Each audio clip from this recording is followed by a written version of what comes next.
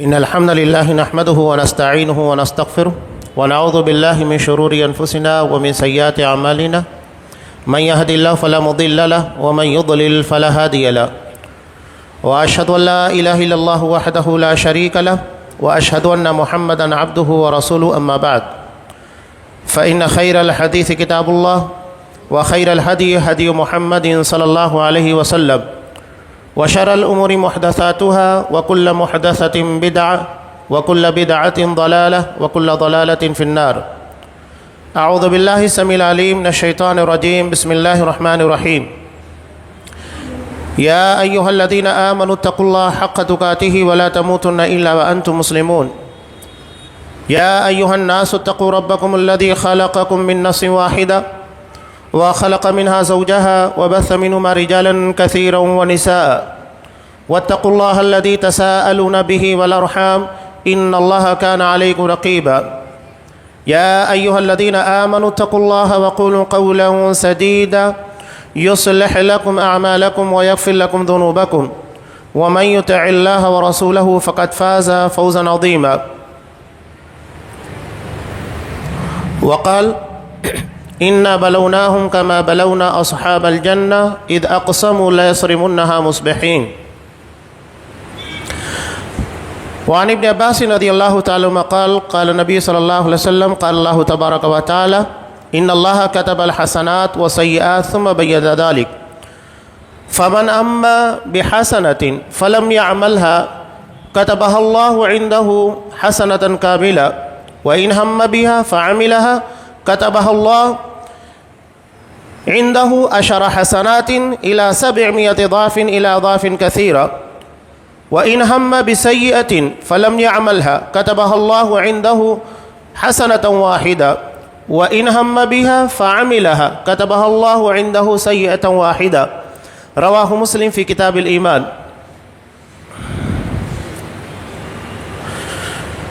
تمام قسم کی تعریفات اللہ رب العالمین وحدہ لا شریک کے لائق و زیبا ہے، جو ساری کائنات کا تنہا خالق و مالک ہے، اور بے شمار درود و سلام ہوں اللہ کے آخری نبی جناب کریم محمد رسول اللہ صلی اللہ علیہ وسلم کی ذات مقدسہ پر. محترم سامعین، عزیز ماں اور بہنوں،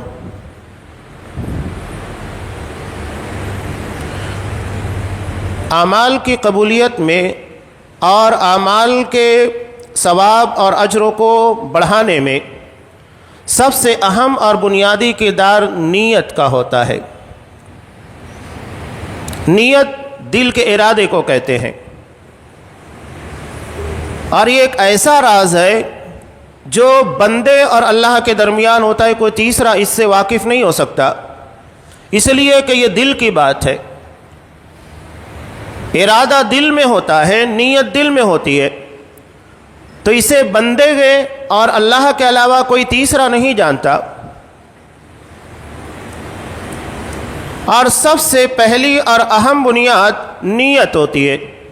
کسی بھی عمل خیر کے کرنے کے لیے انسان کے دل میں ایک جذبہ پیدا ہوتا ہے، اسے نیت سے تعبیر کیا جاتا ہے، اور وہی اس کے نیک اعمال کو آگے بڑھانے یا کسی بھی نیک اعمال کی بنیاد بنتا ہے.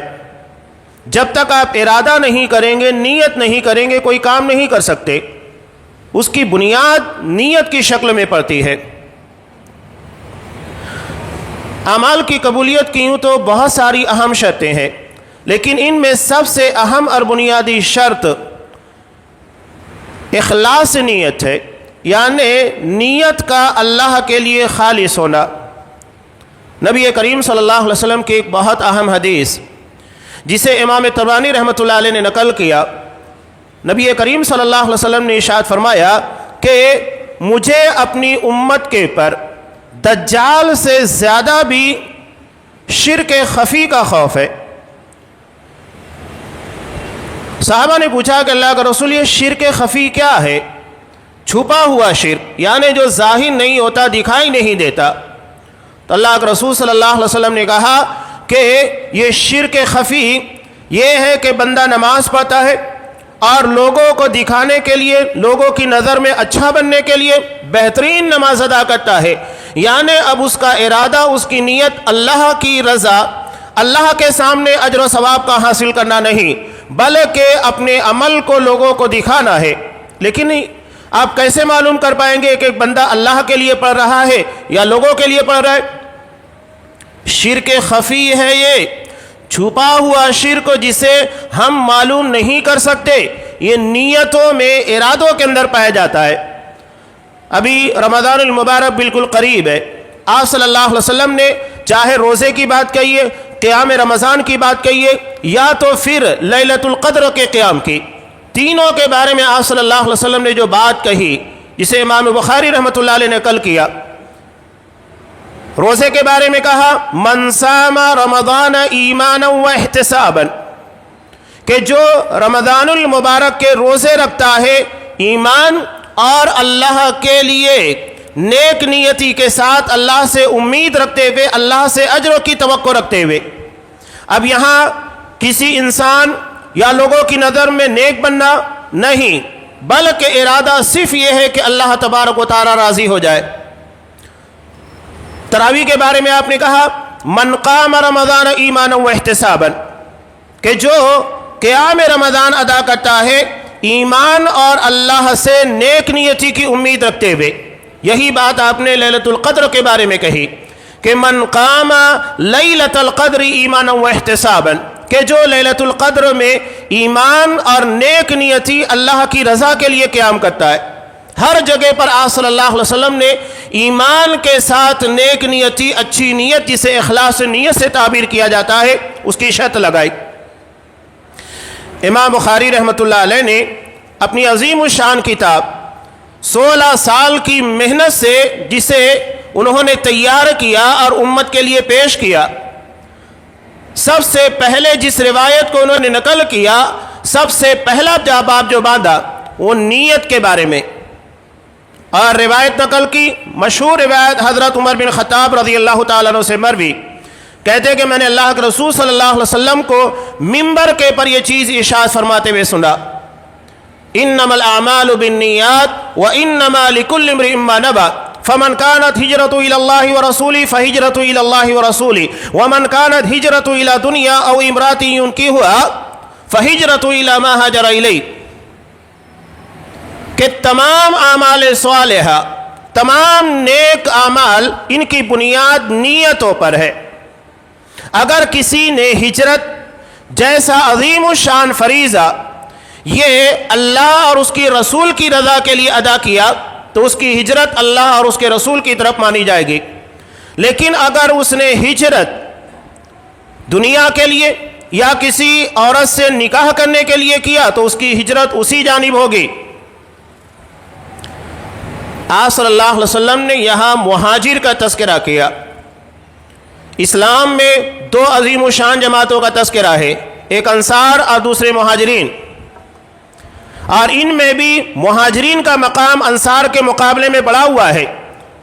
10 عشرہ مبشرہ، 10 صحابی جنہیں آپ صلی اللہ علیہ وسلم نے بیک وقت جنتی ہونے کی بشارت دی، سب مہاجرین ہیں۔ خلفائے راشدین سب مہاجرین ہیں۔ آپ صلی اللہ علیہ وسلم نے مہاجرین کی جو فضیلت بیان کی بالکل واضح، اسلام میں بھی سب سے بڑا مقام اور مرتبہ مہاجرین کا، یعنی ہجرت کرنے کی بنیاد کے پر انہیں یہ مقام حاصل ہوا۔ اتنا عظیم عمل، اللہ کے رسول نے کہا کہ اگر یہ عمل بھی اللہ اور اس کے رسول کے علاوہ دنیا یا تو دنیا کی کسی چیز کے لیے ہوگا تو ہجرت جیسے عمل کو بھی ضائع اور برباد کر دیا جائے گا۔ یہ بدنیتی یا نیتوں کے اندر پایا جانے والا شرک ہے کہ بندہ اللہ کے علاوہ کسی اور کی رضا یا کسی اور کی چاہت مقصود رکھتا ہے، کسی اور کی طلب ہوتی ہے، یہی چیز خرابی کا ذریعہ بن جاتی ہے۔ وہ کتنا بھی بڑا عمل ہو، چاہے وہ نماز ہو، روزہ ہو، حج ہو، زکوٰۃ ہو، شہادت ہو، دعوت و تبلیغ ہو، سخاوت و فیاضی ہو، کوئی بھی عمل اگر بدنیتی کا شکار ہوا تو یقین جانیے کہ اللہ کے ہاں اس کا کوئی اجر نہیں ہوگا۔ یہاں یہ بھی جانیے کہ نیک نیتی کے اثرات ہماری زندگی کے پر پڑتے ہیں، ویسے ہی بد نیتی کے اثرات بھی ہیں۔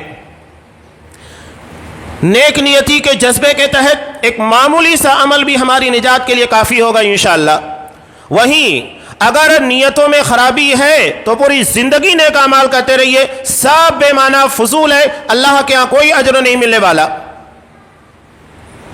ہم روایت سنتے ہیں بخاری کی کہ راہ چلتے ہوئے ایک زانیہ ویشیہ، طوائف جس کو کہا جاتا ہے، جسے سماج اور معاشرے کے اندر گری ہوئی حقارت کی نظروں سے دیکھا جاتا ہے، اللہ کے رسول نے کہا کہ وہ راہ چلتے ہوئے حالت سفر میں ایک جگہ پانی کے لیے رکتی ہے، وہاں دیکھتی ہے کہ کتا پیاس کے مارے اپنی زبان نکالے ہوئے ہے، تو اس نے کہا کہ جس طرح مجھے پیاس لگی ہوئی ہے اس طرح اسے بھی پیاس لگی ہے، یہ بھی پیاسا ہے۔ اس نے اپنے چمڑے کا جو جوتا تھا اس کے اندر پانی بھرا اور اس کتے کو پانی پلا دیا۔ اللہ نے اسی ایک عمل کی بنیاد پر جو خالص اللہ کی رضا کے لیے کیا گیا تھا نجات دی۔ رب بہانے ڈھونڈتا ہے ہمیں بخشنے کے، وہ عذاب کے بہانے نہیں ڈھونڈتا، وہ بخشش کے نجات کے بہانے ڈھونڈتا ہے۔ امام بخاری رحمۃ اللہ علیہ نے نقل کیا کہ ایک آدمی راستے سے گزر رہا تھا، اس نے دیکھا کہ ایک شاخ راستے میں نکلی ہوئی ہے جو آنے جانے والے لوگوں کو تکلیف دے رہی تھی، تو اس نے اسے کاٹ دیا کہ آنے جانے والے لوگوں کو تکلیف نہ ہو۔ اللہ نے اسی ایک نیک عمل کی بنیاد کے پر اسے نجات دی اور اسے جنت میں داخل کیا۔ تو اپنی ذات سے دوسروں کو تکلیف نہ پہنچانا یا کسی تکلیف دہ چیز کو ہٹا دینا لوگوں کی راہ سے، یہ بھی دراصل نجات کا ذریعہ ہے۔ نیک نیتی کا جذبہ اللہ کے اتنا قابل قدر ہے، اس کے فائدے دنیا میں بھی ہے، آخرت دونوں جگہ کے پر ہے۔ حدیث غار ہم سنتے ہیں، امام بخاری نے جس کو نقل کیا، بنی اسرائیل کے 3 لوگ غار میں بارش سے پناہ لیتے ہوئے پھنس گئے تھے، ایک چٹان آئی اور اس کے دہانے کو بند کر دیا، تینوں نے دعا مانگی، اور دعا مانگتے ہوئے انہوں نے جو جملہ استعمال کیا تھا یہ ان کے اخلاص نیت کی دلیل تھی۔ نیک نیتی کے بنیاد کے پر کیا جانے والا عمل ہماری دنیاوی مصیبتوں سے نجات کا ذریعہ ہے اور آخرت کا بھی انشاءاللہ۔ انہوں نے کیا دعا مانگی تھی؟ اللہم ان کنت فعلت ذالک ابتغاء وجہک ففرج عنا ما نحن فیہ من هذه الصخرہ، کہ اللہ اگر میں نے یہ کام، ایک شخص نے کہا کہ میں نے اپنے والدین کے لیے خدمت گزار تھا، ایک دن لیٹ ہو گیا اور ماں باپ سوئے ہوئے تھے، بچوں کو اس نے ترجیح نہیں دی بلکہ اپنے ماں باپ جو کہ سوئے تھے انہیں اٹھایا نہیں، بیدار ہوئے تو دودھ پیش کیا۔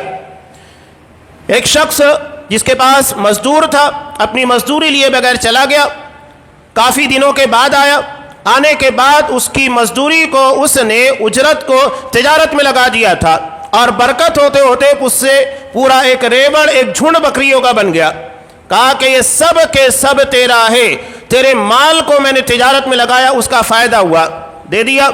اور ایک شخص نے جو اپنی چچا زاد بہن پر فدا تھا، موقع ملا لیکن اس نے اپنے آپ کو بدکاری سے، زناکاری سے محفوظ رکھا۔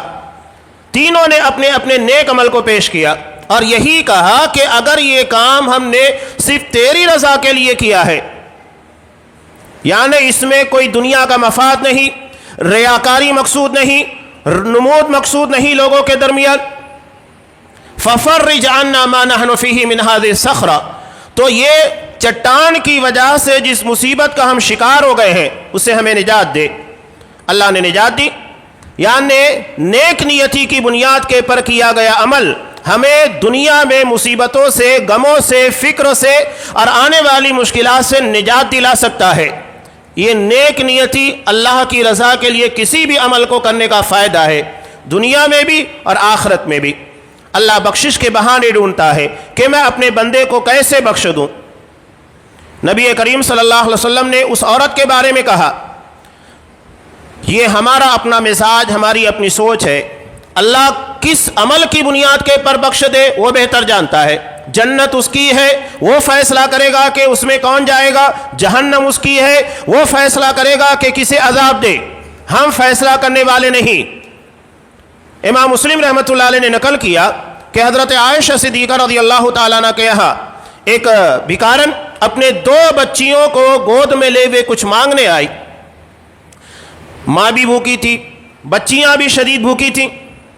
حضرت عائشہ صدیقہ رضی اللہ تعالیٰ عنہ نے گھر میں دیکھا 3 کھجور تھی، تینوں کے تینوں اٹھایا اور اسے دے دیا۔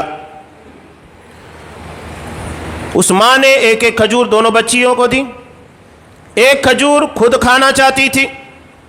حضرت عائشہ صدیقہ رضی اللہ تعالیٰ عنہ کہتی ہیں کہ ماں نے جیسے ہی اس کھجور کو کھانا چاہا تو دونوں بچیاں جو شدید بھوکی تھیں، انہیں کیا پتا کہ ماں بھوکی ہے، اسے بھی کھانے کی ضرورت ہے، تو انہوں نے اس ایک کھجور کا بھی مطالبہ کر لیا جو ماں کھانا چاہتی تھی۔ ماں ہوتی ہے۔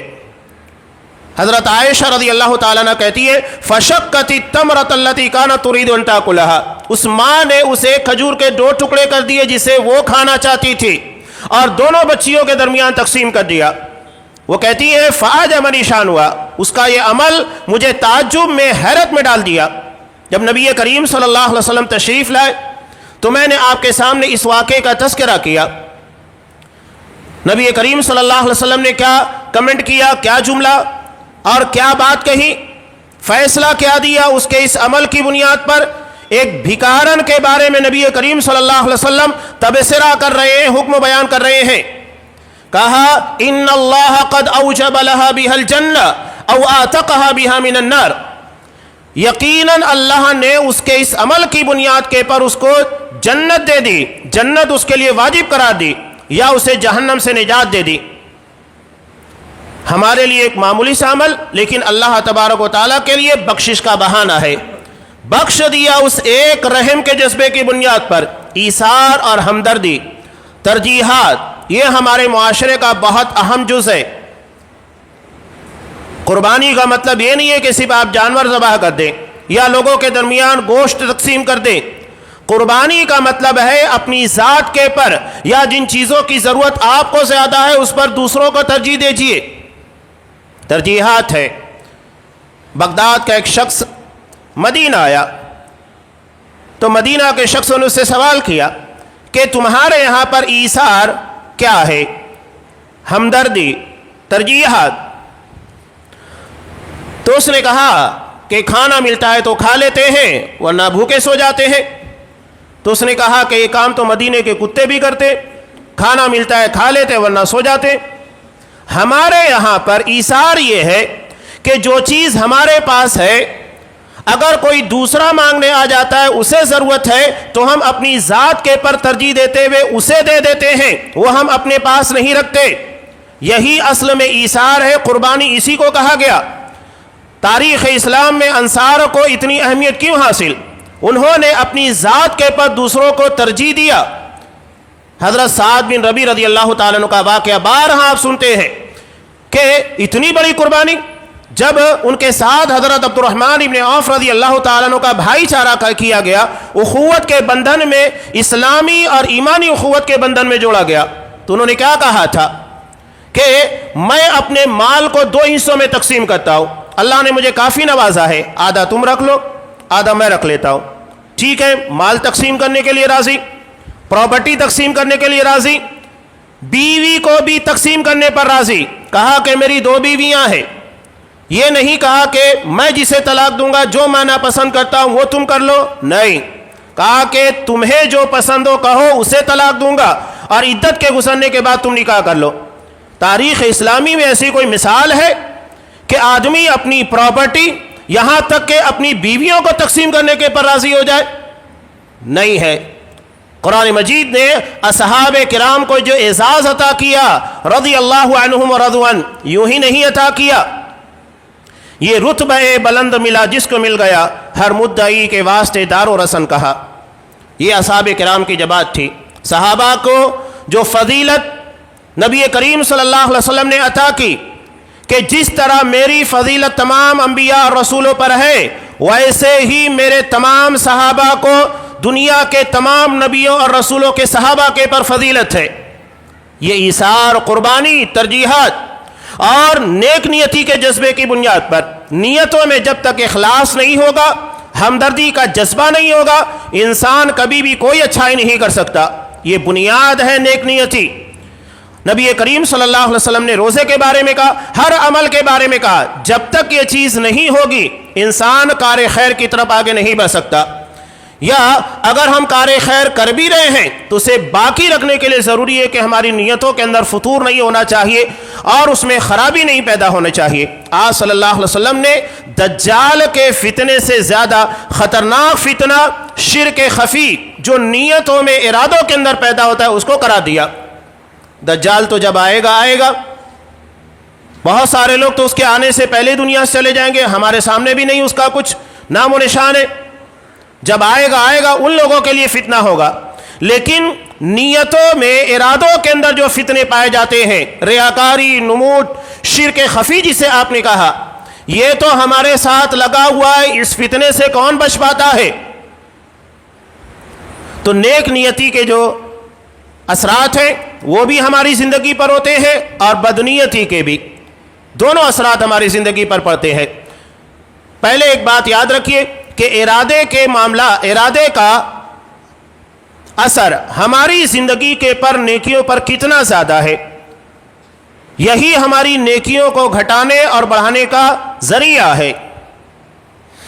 میں نے ایک روایت آپ کے سامنے پیش کی، مسلم کی، امام بخاری نے بھی اس روایت کو نقل کیا ہے حضرت عبداللہ ابن عباس رضی اللہ تعالیٰ عنہما سے۔ یہ حدیث قدسی ہے، اس لیے کہ اس حدیث میں نبی کریم صلی اللہ علیہ وسلم اللہ کے حوالے سے ایک بات بیان کر رہے ہیں۔ جس حدیث میں اللہ کے رسول اللہ کے حوالے سے کوئی بات بیان کرے وہ حدیث قدسی ہوتی ہے۔ تو اللہ کیا کہتا ہے؟ ان اللہ کتب الحسنات والسیئات، اللہ نے نیکی اور گناہ متعین کر دیے۔ ضروری نہیں ہے کہ ہم جسے اچھا سمجھے وہی اچھا ہو یا جسے ہم برا سمجھے وہی برا ہو۔ لوگ تو بہت ساری بدعتوں کو اچھا سمجھتے ہیں، چاہے وہ شب برات کی ہو، شب معراج کی ہو، اور بھی بہت ساری بدعتیں لوگ اسے اچھا سمجھتے ہیں، لیکن ان کے اچھا سمجھنے سے وہ نیکی نہیں بن سکتی۔ نیکی کے لیے قرآن و حدیث کی دلیل ہونا ضروری ہے، یہ نہیں کہ آپ نے اچھا سمجھ لیا، اچھا سمجھ کے کر دیا وہ نیکی بن گئی، نہیں۔ گناہ اور نیکی کا تعین صرف اللہ کرتا ہے، اس لیے کہ اجر و ثواب وہ دے گا، وہ طے کرے گا کہ کن چیزوں کے پر آپ کو ثواب ملنا چاہیے اور کن اعمال کی بنیاد کے پر تمہیں عذاب دیا جانا چاہیے۔ تو اللہ نے نیکی اور گناہ دونوں طے کر دیے، ثم بین ذلک، اور پھر اس چیز کو بیان بھی کر دیا۔ قرآن و حدیث میں پوری وضاحت ہے ان ساری چیزوں کی کہ آپ کا کون سا عمل اللہ کے مقبول ہے، کون سا نہیں ہے۔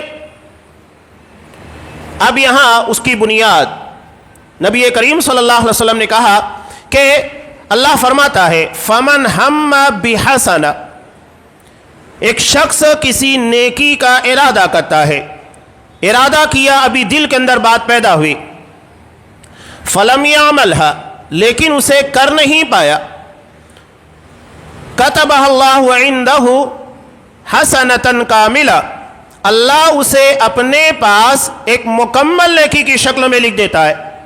اب یہاں اللہ نے یہ نہیں کہا کہ فرشتے لکھتے ہیں، حالانکہ کرامن کاتبین طے ہیں، وہ ہماری نیکیوں کو، ہماری برائیوں کو، سب کو لکھ رہے ہیں، لیکن یہاں اللہ نے کہا کہ جب وہ ارادہ کرتا ہے، ارادہ کرنے کے بعد اگر نہیں کر پایا تب بھی اللہ اپنے پاس ایک مکمل نیکی کا ثواب لکھ دیتا ہے، فرشتہ نہیں لکھتا۔ بات سمجھ میں آ رہی ہے؟ اگر وہ اپنی زبان سے اظہار کرے گا فرشتے کو معلوم ہو جائے گا۔ یہاں ارادے کا مطلب ہی یہی ہے کہ جو دل میں ہوتا ہے، زبان کے پر نہیں، زبان کے پر آنے کے بعد فرشتے کے علم میں آئے گا اور فرشتہ اسے ریکارڈ کرے گا۔ اللہ کہہ رہا ہے کہ میں لکھتا ہوں، یعنی اس ارادے کو میرے اور بندے کے علاوہ کوئی نہیں جانتا، کرامن کاتبین بھی نہیں جانتے۔ اب اگر کوئی شخص یہاں کھڑا ہو کر زبان سے کہتا ہے، خاص طور سے ہمارے یہاں جو ایک بدعت ہے، نماز کے ادا کرنے سے پہلے زبان سے نیت کرنا، جو میڈ ان انڈیا ہے، میڈ ان مدینہ نہیں ہے، نبی کریم صلی اللہ علیہ وسلم نے، صحابہ نے اس کے پر عمل نہیں کیا۔ اپنی زبان سے جو بدعت کی جاتی ہے نماز کی نیت کے نام کے پر، یہ آپ کو کہیں پر نہیں ملے گا، نہ نبی سے، نہ صحابہ سے، نہ اماموں کے نام کے پر جن کی تقلید کی جاتی ہے، نہیں ملے گا۔ تو ارادہ دل میں ہوتا ہے، یہ زبان کے پر نہیں ہوتا۔ وہی اس حدیث کے اندر اللہ تبارک و تعالیٰ بیان کر رہا ہے، نیتوں کے پر جو آ جائے وہ ارادہ نہیں ہے بلکہ وہ عمل بن جاتا ہے۔ ارادہ وہ ہوتا ہے جو دل کے اندر پایا جاتا ہے۔ تو یہ نیک نیتی کا فائدہ کہ ارادہ کیا اللہ نے ایک مکمل نیکی کا ثواب لکھ دیا۔ اب یہاں ضمناً ایک بات، کچھ لوگ بہت کوشش کرتے ہیں خاص طور سے حج ادا کرنے کے لیے، عمرہ ادا کرنے کے لیے، یا کوئی اور نیک کام کرنے کے لیے، کسی وجہ سے کر نہیں پاتے، توفیق نہیں مل پاتی، تو یہاں یاد رکھیے کہ اللہ ان کے اجر کو ضائع نہیں کرتا۔ اگر نیتوں میں اخلاص ہے، نیک نیتی کا جذبہ ہے، تو ارادے کی بنیاد پر یقیناً ثواب ملے گا، اللہ اس کو ضائع نہیں کرے گا، وہ اللہ کے پاس محفوظ ہے۔ اللہ کہہ رہا ہے کہ بندہ ارادہ کرتا ہے، ارادہ کرنے کے بعد عمل نہیں کر پاتا، میں ایک مکمل نیکی اس کو دیتا ہوں، اور جب وہ عمل کر لیتا ہے تو کتبہ اللہ عندہ 10 حسنات، اللہ اسے اپنے پاس کم سے کم 10 نیکی لکھتا ہے۔ یہ اللہ کا قانون ہے، الحسنۃ بعشرۃ امثالہا، کہ نیکی کا ثواب کم سے کم 10 گنا دیا جاتا ہے۔ ایک نماز پڑھنے کے بعد 10 نماز کا ثواب، 5 وقتوں کی نمازیں 50 وقتوں کی نماز کا ثواب کا ذریعہ بنتی ہے۔ الی 700 ضعف، اسے 700 گنا میں تبدیل کیا جاتا ہے۔ اور اللہ یہاں پر لمٹ کو قائم نہیں رکھا ہے کہ بس 700 اور اس کے آگے نہیں دیا جائے گا۔ ابھی آپ نماز جمعہ ادا کریں گے انشاءاللہ، تو ہر کسی کا ثواب یکساں نہیں ہوگا۔ کیوں نہیں ہوگا؟ 2 رکعت ادا کریں گے، سب 2 رکعت ادا کریں گے، ثواب سب کو برابر نہیں ملے گا۔ کیوں؟ اس لیے کہ سب کی نیتیں یکساں نہیں ہیں۔ جس کی نیت میں جتنا زیادہ اخلاص ہوگا، اللہ کی رضا اور اللہ کی چاہت کا جذبہ جتنا زیادہ ہوگا، جتنا دل لگا کر اللہ کی رضا کے لیے پڑے گا، اس کے ثواب کا معیار اتنا بلند ہوگا۔ کم سے کم 10 اور زیادہ سے زیادہ 700 نہیں، بلکہ اللہ کہہ رہا ہے الی اضعاف کثیرہ، بہت زیادہ اس کو بڑھایا جاتا ہے۔ 700 کو 1400 ڈبل کرنے کے بعد اب اس کو ڈبل کریں گے 28 سے بڑھتے جاتا ہے۔ اور اسی ضمن میں اس روایت کو سامنے رکھیے جسے امام بخاری امام مسلم دونوں نے روایت کیا کہ لا تسبوا اصحابی فلو ان احدکم انفق مثل احد ذهبا ما بلغ مد احدهم ولا نصیفا، میرے کسی صحابہ کو برا مت کہنا، کسی بھی صحابی کو۔ اور یہ بات آج صلی اللہ علیہ وسلم صحابہ کو کہہ رہے ہیں۔ جب ایک موقع کے پر حضرت خالد بن ولید رضی اللہ تعالیٰ عنہ نے کسی صحابی کے بارے میں کچھ کہا تھا، تو جب صحابہ کو صحابہ کے بارے میں کہنا منع ہے کہ ان کے بارے میں کچھ نہیں کہہ سکتے، کوئی بری بات نہیں بیان کر سکتے، تو ہم جیسے لوگوں کی اس بات کی اجازت کہاں، بساط کہاں کہ صحابہ کے بارے میں زبان کھولے۔ اب یہاں لوگ حضرت امیر معاویہ ہیں، حضرت امیر مغیرہ بن شعبہ ہیں، عمرو بن عاص رضی اللہ تعالیٰ، کتنے اصحاب اکرام کے بارے میں زبانیں دراز کرتے ہیں اور نکل جاتے۔ یہاں لوگوں نے بڑی تقدس کی نگاہ میں دیکھا، چاہے وہ سلمان ندوی ہو یا جماعت اسلامی کا ایک بڑا المیہ یہ بھی ہے کہ ان کے اپنے امام صاحب صحابہ کے بارے میں جو چاہے کہیں، جھوٹی روایتیں لا کر بیان کریں، صحابہ کے خلاف لوگوں کا ذہن سازی کریں، چلے گا، لیکن اگر کوئی مولانا مودودی صاحب کے تعلق سے کچھ کہا تو یہ آگ بگول ہو جائیں گے آپے کے باہر۔ کمال ہے، یعنی صحابہ کے بارے میں وہ لکھ سکتے ہیں، بول سکتے ہیں، ان کے خلاف جھوٹی روایتیں بیان کر سکتے ہیں، جبکہ قرآن میں ان کے بارے میں اللہ کی رضا کا تذکرہ ہے کہ اللہ ان سے راضی، نبی نے کہا کہ ان کے بارے میں ایک لفظ نہیں کہنا۔ اتنی ساری مخالفتیں کرنے کے بعد جب وہ لکھ سکتے ہیں، بول سکتے ہیں، لوگوں کے ذہن و دماغ کو خراب کر سکتے ہیں، اور ہم ان کے بارے میں کہیں جو صحابہ کی مخالفت کرے تو تمہیں برا لگتا ہے؟ یعنی تمہیں نعوذ باللہ صحابہ سے زیادہ اس سے محبت ہے؟ یہ معصوم ہے تمہارے نزدیک؟ اگر انہیں اجازت ہے تو ہمیں بھی اجازت ہے کہ ہم صحابہ کا دفاع کریں، اور یہ وہ جماعت ہے جس کا دفاع اللہ نے کیا۔ جب منافقین نے صحابہ کے بارے میں کہا تھا کہ ان جاہلوں کی طرح، بیوقوفوں کی طرح ہم ایمان لے کر آئیں، انؤمن کما آمن السفہاء، اللہ تبارک و تعالیٰ نے دفاع کیا صحابہ کی جماعت کا، کہا کہ میرے نبی کے صحابہ بیوقوف نہیں ہے، بیوقوف یہ منافقین ہیں۔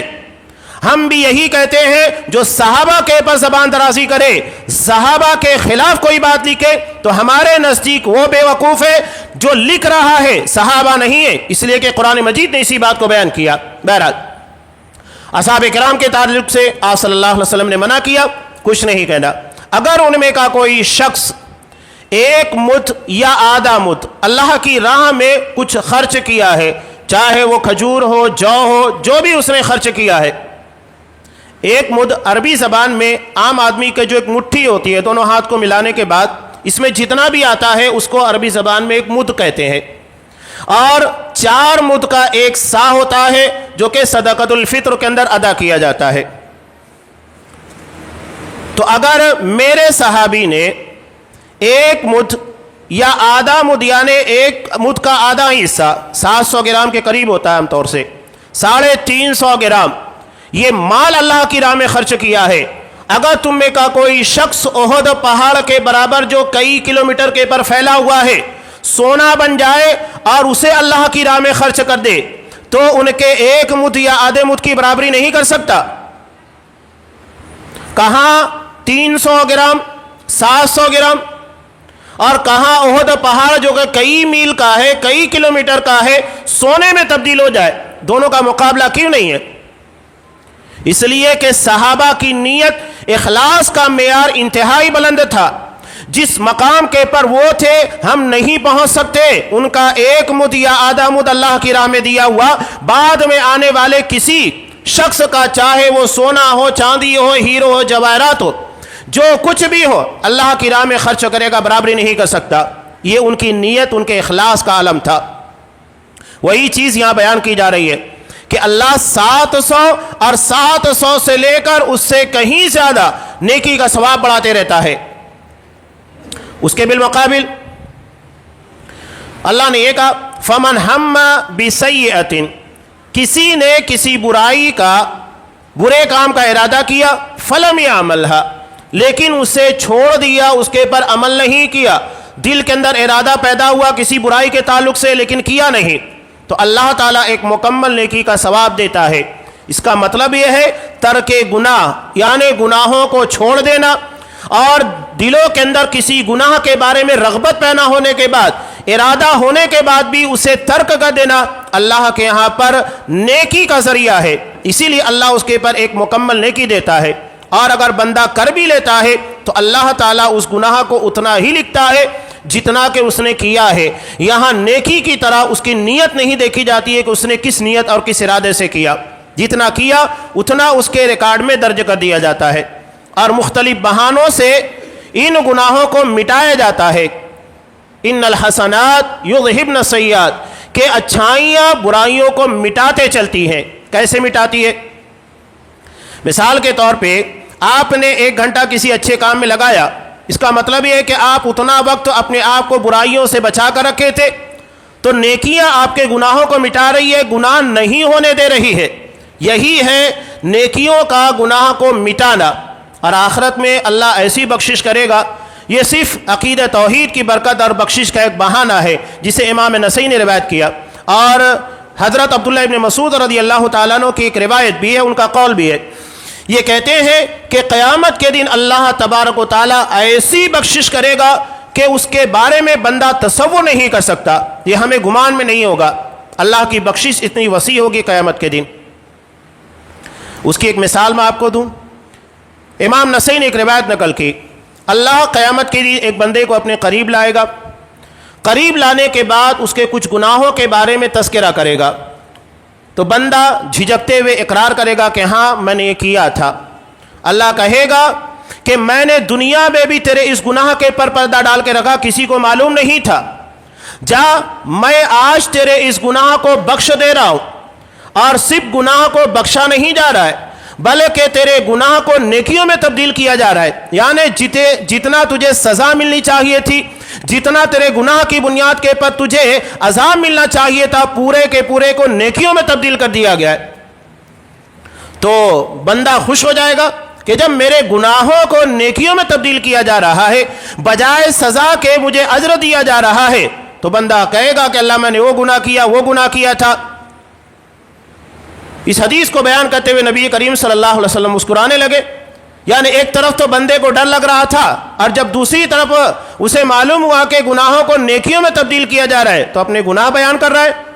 تو اللہ کہے گا جا، جتنے تیرے گناہ تھے سب کو میں نے نیکیوں میں تبدیل کر دیا اور تجھے جنت میں داخل کیا. یہ جنت اللہ کی ہے، ہم فیصلہ نہیں کر سکتے. ہاں اس نے ایک شرط رکھی ہے، شرک نہیں. بے وفائی اگر کوئی میرے پاس کر کے آئے گا تو میرے پاس سوچنا نہیں کہ میں بخش دوں گا. یہاں تک کہ اللہ نے بندوں کے معاملات کو حل کرنے کے لیے بھی ایک راستہ نکال کر رکھا. جتنے اہل ایمان ہوں گے، ایمان توحید کو کہا جاتا ہے، اللہ تبارک و تعالیٰ کے بارے میں صحیح عقیدہ رکھنا. جس کا عقیدہ، جس کا منہج درست نہیں ہوگا، سوال ہی نہیں پیدا ہوتا ہے. فَلَا نُقِيمُ لَهُمْ يَوْمَ الْقِيَامَةِ وَزْنًا، ان لوگوں کے لیے قیامت کے دن میزان ہوگا ہی نہیں، سارے معاملات ہی ختم ہو گئے. تو عقیدہ اور منہج کی درستگی ضروری ہے. جب یہ جنت کو، جہنم کے اوپر جو پل صراط ہوگا اسے پار کر کے پہنچیں گے تو جنت کے درمیان اور جہنم کو کراس کرنے کے بعد ایک کنترا چھوٹا پل ہوگا. اللہ وہاں پر اہل ایمان کے درمیان جو آپسی ناچاکیاں ہوگی ان کا خاتمہ کرے گا. اسی کو سورہ ہجر میں اللہ نے بیان کیا، وَنَزَعْنَا مَا فِي صُدُورِهِم مِّن غِلٍّ، ہم ان کے دلوں میں جو کینہ ہے، جس کی بنیاد پر ایک دوسرے سے نفرت یا اختلافات، تنازعات ہو جایا کرتے تھے، اسے نکال لیں گے. یہ کیسے نکالا جائے گا؟ اللہ وہاں خود ضمانت لے گا.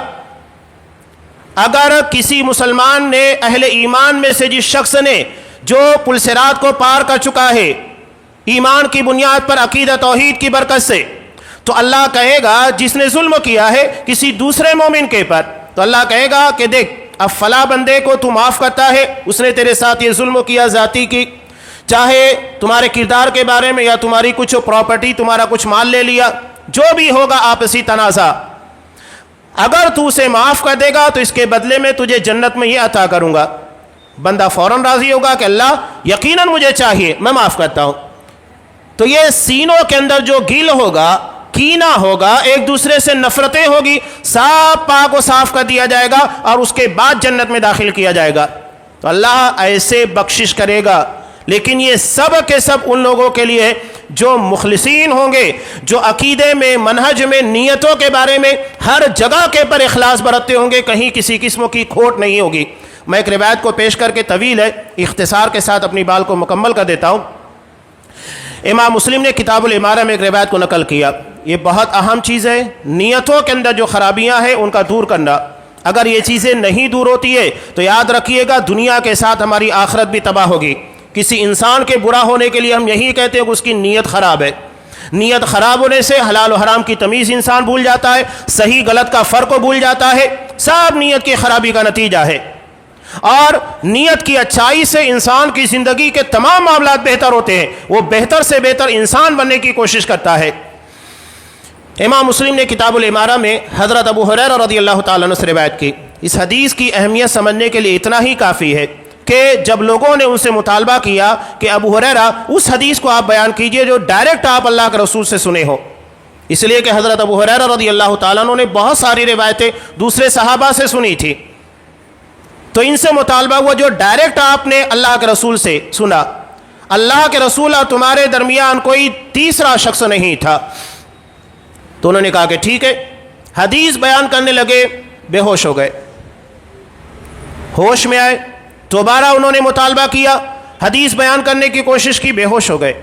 تیسری مرتبہ پھر بے ہوش. اس کے بعد جس روایت کو انہوں نے بیان کیا وہ ہمارے ہوش اڑا دینے کے لیے کافی ہے. ایک صحابی رسول بلا وجہ بے ہوش نہیں ہو رہے تھے اس حدیث کو بیان کرنے کے لیے. کہا کہ قیامت کے دن جب فیصلہ ہوگا تو سب سے پہلے شہید کو اللہ کی عدالت میں پیش کیا جائے گا.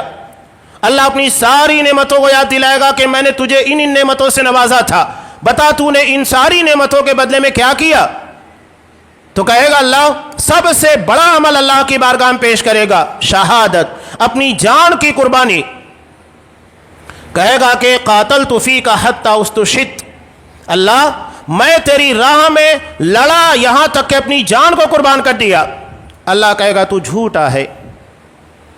زبان کا اعتبار نہیں ہوگا، نیتوں کا اعتبار ہوگا. ورنہ کردار تو بتا رہا ہے کہ وہ شہید ہوا، لیکن نیت بتا رہی ہے کہ وہ شہید نہیں ہوا. کردار نہیں، نیتوں کے پر فیصلے ہوں گے قیامت کے دن.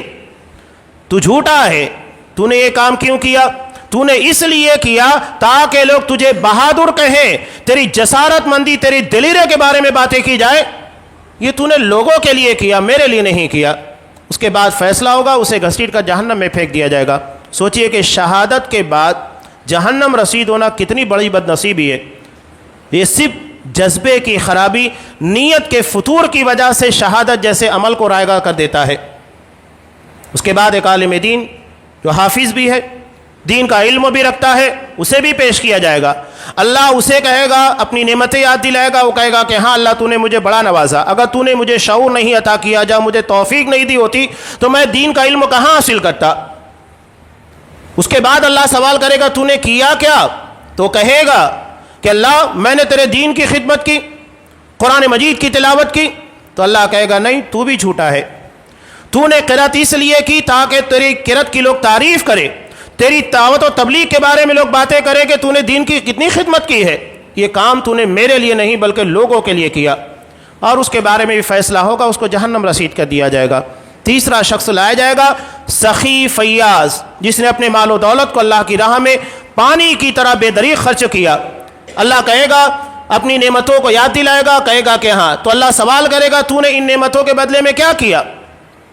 وہ کہے گا ما علمت من سبیل تحب ان ينفق فيها الا انفقت فيها لك، کہ اللہ جس راہ کے بارے میں مجھے معلوم ہوا، جس جگہ خرچ کرنا چاہیے کہ ہاں یہاں مال خرچ کرنا چاہیے، میں نے مال خرچ کیا۔ اللہ کہے گا تو بھی جھوٹا ہے، تو نے یہ کام اس لیے کیا تاکہ لوگ تجھے فیاض کہیں، سخی کہیں، دلدار کہیں۔ کتنا مال خرچ کرتا ہے، اس کے بارے میں فیصلہ ہوگا، اسے جہنم رسید کر دیا جائے گا۔ یہ تین مثالیں ہیں، ایسا نہیں کہ صرف تین ہی لوگ ہیں۔ جس نے کوئی بھی نیک عمل کیا اللہ کی رضا کے علاوہ کسی اور کو دکھلانا مقصود تھا، شرک خفی تھا، نیتوں کے اندر فتور تھا، تو یاد رکھیے گا وہ عمل ضائع ہو جائے گا۔ کوئی بھی عمل ہو، شہادت ضائع ہو سکتی ہے، دعوت و تبلیغ انسان پوری زندگی لگا دیتا ہے، وہ ضائع ہو سکتی ہے، مال و دولت اللہ کی راہ میں اپنے مال کو لگانا ضائع ہو سکتا ہے، تو دیگر اعمال کیوں نہیں؟ یہ شرک خفی ہے جو ہمارے اعمال کو ضائع اور برباد کرتا ہے۔ قرآن مجید میں ایک واقعے کی تمثیل بھی بیان کی، ایک مثال جو کہ عرب کے اندر مشہور تھا کہ ایک شخص جو اپنے مال کا 3 حصہ کرتا، اللہ نے اسے بڑا نوازا تھا، اس کسان کو، شیتکری کو، اولاد نیک نہیں تھی۔ انہوں نے راتوں رات غربا اور مساکین کو محروم کرنے کے لیے نیت کے اندر فتور پیدا ہو گیا، تو انہوں نے کیا کیا؟ راتوں رات کھیتی کو کاٹنے کے لیے نکلے، اللہ نے پوری کھیتی کو تباہ برباد کر دیا۔ یہ بدنیتی کا اثر ہے۔ 3 طرح کا نقصان انہیں اٹھانا پڑا۔ سب سے پہلا نقصان، اس کھیتی کی وجہ سے سال بھر جو کھایا کرتے تھے، زندگی کا گزران تھا، ختم ہو گیا، اور اسی کھیتی کی بنیاد کے پر آنے والی فصل کی تیاری اس سے محروم۔ اور تیسرا بڑا نقصان کہ غربا اور مساکین کے ذریعے مدد کر کے جو اللہ کے یہاں پر وہ اجر حاصل کرتے تھے، برکت کا ذریعہ تھا، اس سے بھی محروم۔ یہ بدنیتی کا اثر ہے، دنیا میں بھی اور آخرت میں بھی ہوتا ہے۔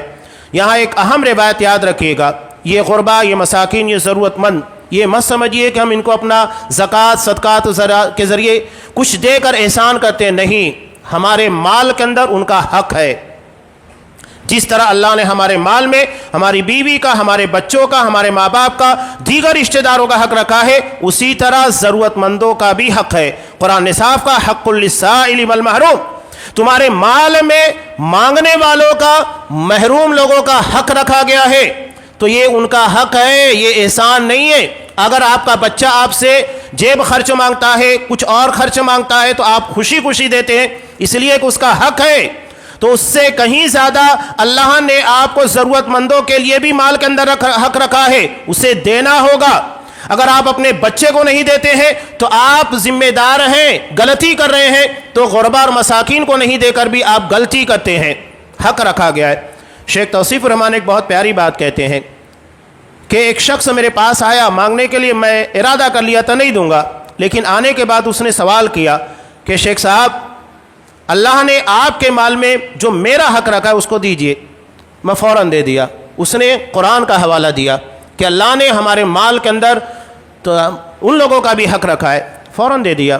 تو یہ احسان مت سمجھیے، یہاں بڑی بڑی خامیاں، غلطیاں کی جاتی ہیں، جھڑک دیا جاتا ہے۔ قرآن نے منع کیا، وَأَمَّا السَّائِلَ فَلَا تَنْهَرْ، کسی مانگنے والے کو جھڑکو مت، نہیں دے سکتے ہو اچھے انداز سے جدا کر دو، نہیں آپ کے پاس ہے اچھے انداز سے جدا کرو، اچھی بات کہنا بھی صدقہ ہے۔ جھڑکنا، گالیاں دے دینا، بے رخی برتنا، برا برتاؤ کرنا، یہ آپ کچھ دے نہیں رہے ہیں، اس کے علاوہ اپنا بھی نقصان کر رہے ہیں۔ نبی کریم صلی اللہ علیہ وسلم نے ارشاد فرمایا، بخاری کی روایت، هل تنصرون وترزقون الا بضعفائکم، کہ تمہاری مدد کی جاتی ہے، تمہیں رزق عطا کیا جاتا ہے تمہارے کمزور لوگوں کی وجہ سے، ضعیف لوگوں کی وجہ سے، محتاجوں کی وجہ سے، چاہے وہ ہمارے بچے ہوں جو کمزور ہیں، ضعیف ہیں، وہ ہمارے کاروبار میں، معیشت میں ساجھا نہیں کر سکتے، ساتھ نہیں دے سکتے، بیوی ہے، یا تو ہمارے بوڑھے ماں باپ ہیں، یا ہمارا کوئی بھائی ہے جو نہیں ہمارے کاروبار میں سپورٹ کر پا رہا ہے کمزوری کی وجہ سے، لیکن انہی کی وجہ سے ہمیں برکت دی جاتی ہے، مدد دی جاتی ہے، ان کی دعا کی وجہ سے، اور ان کے دل کے اندر ہمارے تعلق سے جو جذبات پیدا ہوتے ہیں ان کے پر خرچ کرنے کی وجہ سے، تو یہ ہماری نصرت کا اور اللہ کی طرف سے مدد کا ذریعہ ہے۔ انہیں بوجھ مت سمجھیے، اللہ کس کو کس کی وجہ سے رزق عطا کرتا ہے وہ بہتر جانتا ہے۔ تو یہ نیک نیتی اور بدنیتی کے تعلق سے کچھ باتیں تھیں۔ لوگ رمضان المبارک جو کہ موسم بارہ ہے نیکیوں کا، لوگ اس میں نیکیوں کی طرف زیادہ راغب ہوتے ہیں، تو نیکیاں کرنے کے لیے بنیادی جو چیز ہوتی ہے نیک نیتی، اس کے پر توجہ دیجیے تاکہ ہماری نیکیاں ضائع نہ ہو۔ بڑی بڑی نیکیاں صرف نیت کی خرابی کی بنیاد پر، جذبہ اخلاص کے نہ ہونے کی وجہ سے ضائع ہو جاتی ہیں، تو ہمیں خصوصی طور پر اس پر توجہ دینا ہے کہ ہمارے دلوں میں اخلاص ہو، للہیت ہو، تاکہ ایک چھوٹا سا عمل بھی اللہ کے نجات کا ذریعہ بن جائے۔ اللہ تبارک و تعالیٰ سے دعا ہے کہ پروردگار ہمارے دلوں کے اندر نیک نیتی، اخلاص پیدا کر، ریا، نمود، شرک خفی جو ہمارے نیک اعمال کے ضائع کرنے کا ذریعہ ہے، ان تمام چیزوں سے ہماری نیتوں کی، ارادوں کی حفاظت فرما۔ آمین۔ بارک اللہ لنا ولکم فی القرآن العظیم ونفعنی وإیاکم بالآیات والذکر الحکیم، انہ تعالی جواد کریم ملک رؤوف رحیم۔